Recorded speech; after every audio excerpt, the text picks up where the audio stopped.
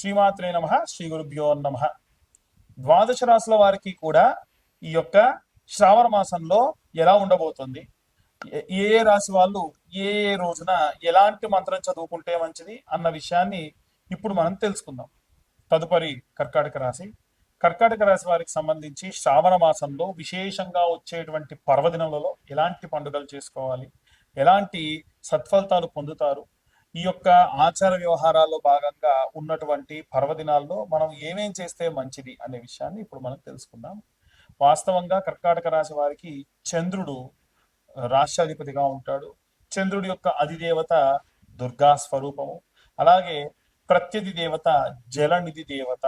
కాబట్టి విశేషంగా అమృతకారకుడైనటువంటి చంద్రుడి యొక్క రాష్ట్రాధిపతిగా ఉన్నటువంటి ఈ యొక్క కర్కాటక రాశి వాళ్ళు నాగుల పంచమి 29వ తారీఖు నాడు, అంటే 25న ప్రారంభమయ్యేటువంటి శ్రావణ మాసంలో 29న నాగుల పంచమి, అలాగే మనకు 9వ తారీఖు నాడు శ్రావణ పౌర్ణమి. ఆ రోజున వీలైనంత వరకు కూడా శ్రావణ పౌర్ణమి నాడు జంధ్యాల పౌర్ణమి అని కూడా పిలుస్తారు.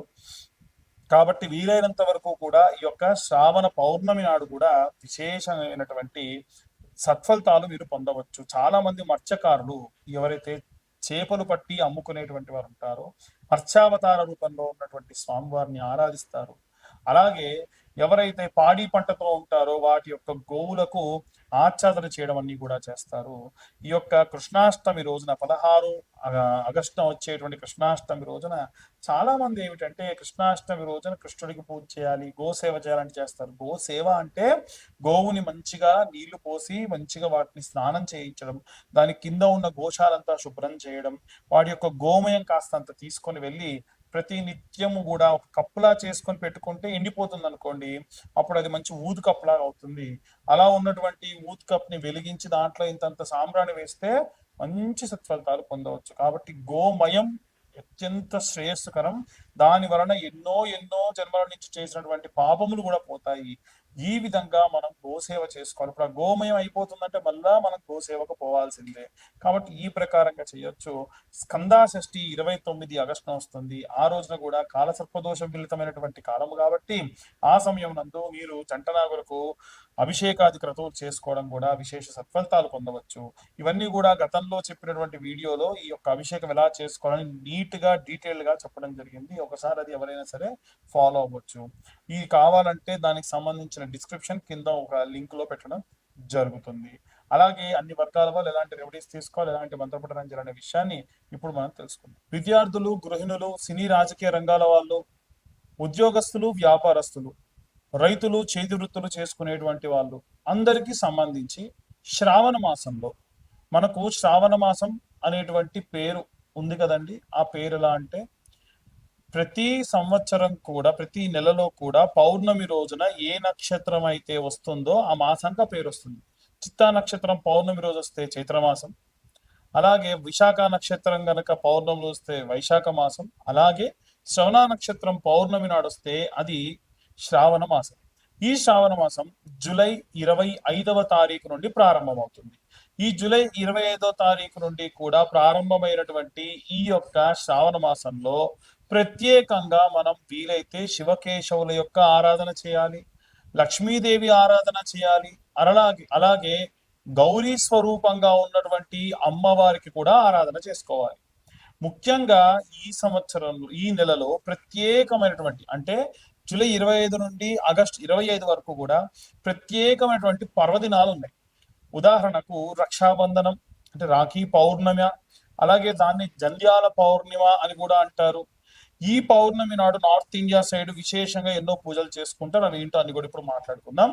మనకు రక్షాబంధనం రోజున చాలా మంది ఏంటంటే అన్న తమ్ముళ్ళకి అక్కలు లేదా చెల్లెళ్ళు రక్షాబంధనం రాఖీ కట్టడం మనందరికీ తెలుసు. వాస్తవంగా ఈ రాఖీ అనేటువంటిది రక్షగా తోడుగా ఉండాలని చెప్పి పూర్వం భార్యాభర్తలు కూడా కట్టుకునేవాళ్ళు. అంటే భర్తకు భార్య కట్టేది. రక్షాబంధనం అంటే రక్షగా తోడుగా ఉంటా అని అర్థం. అయితే ఈ రక్షాబంధనం రోజున ఖచ్చితంగా మీ యొక్క తోడబుట్టువులు ఎవరైనా ఉంటే వారి చేతితోనే మీరు రాఖీని కట్టించుకోండి. ఎవరైతే మీ యొక్క పురోభివృద్ధి కోరుకుంటారో వారి యొక్క చేతితో మీరు రాఖీని ఖచ్చితంగా కట్టించుకోండి, మంచి సత్ఫలితాలు పొందవచ్చు.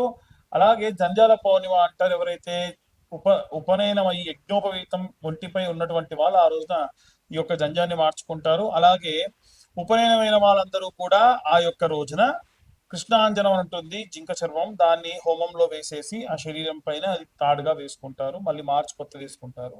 వీటన్నిటితో పాటు ప్రత్యేకంగా ఇది ఎందుకు చెప్తున్నానంటే, ఈ పౌర్ణిమ రోజున రైతులందరూ కూడా, వీలైతే రైతులందరూ కూడా మీ మీ పంట పొలాల్లోకి వెళ్ళి మీ పంట పండేటువంటి 4 మూలలా కూడా కాస్తంత పసుపు కుంకుమ వేయండి. ఆ రోజున భూదేవత ఆరాధన చేస్తే మంచిది. మనం సంక్రాంతి సమయంలో ఉప్పు చెక్కని ఎలా చేసుకుంటారో, north India side Chhattisgarh, Orissa, Gujarat ఈ ప్రాంతంలో ఉన్నటువంటి వారందరూ కూడా ఆ ఆవులకి ఆరోగ్యం బాగాలేకుండా ఉంటే పసరు వైద్యం లాంటిది ఆ రోజున చేసి తీపి మధుర పదార్థాలు వాటి యొక్క కుడితిలో కలిపి పెడతారు. దీని వలన పాడి పంట సమృద్ధిగా ఉంటుంది అని పూర్వం నుంచి మనకు వస్తున్నటువంటి నానుడి.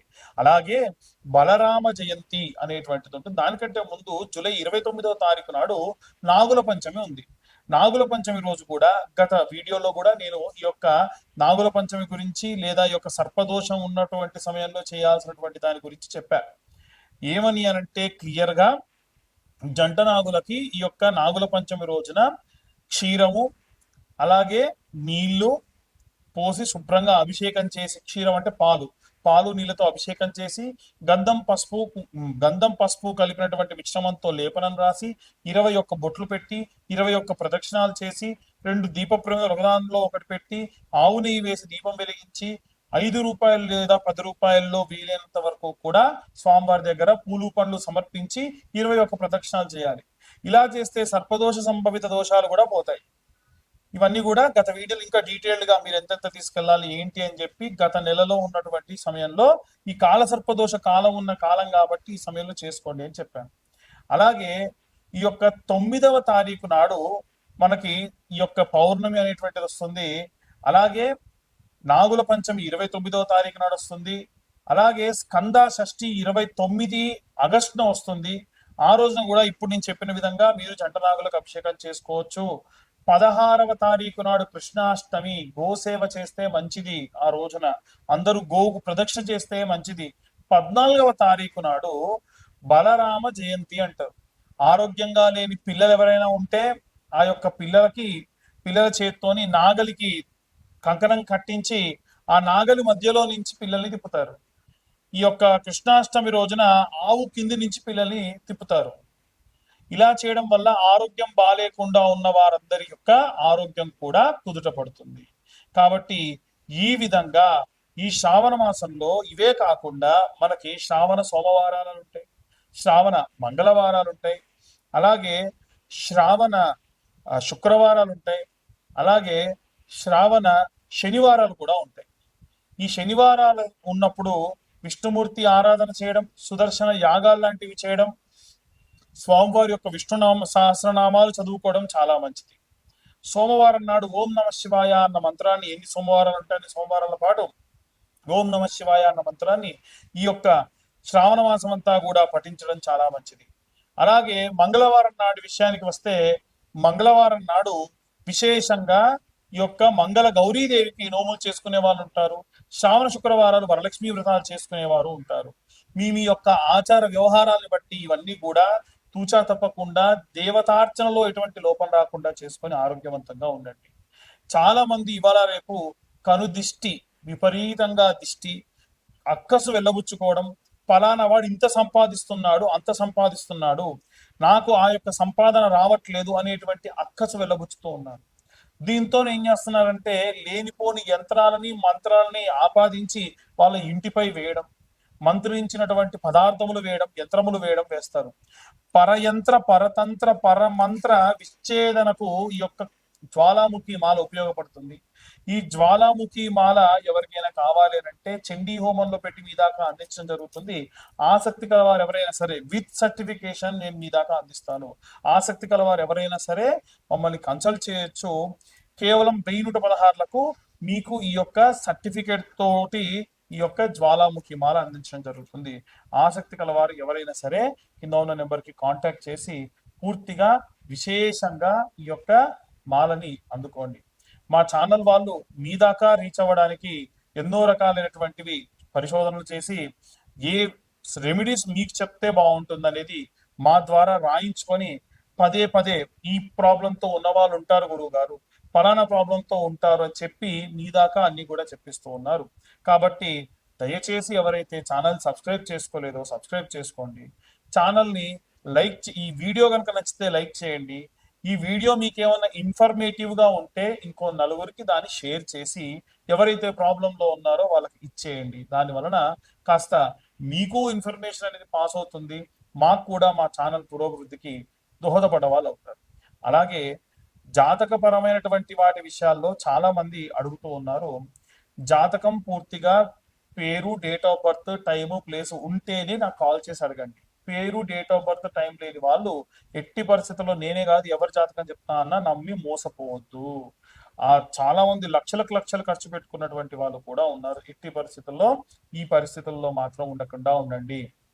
వీలైనంత వరకు కూడా జాతకం కావాలంటే 2025 రూపాయలు చెల్లిస్తే మీకు పూర్తి జాతకం విశ్లేషణతో మీ దాకా అందించడం జరుగుతుంది. సర్వే జనా సుఖినో భవంతు. స్వస్తి.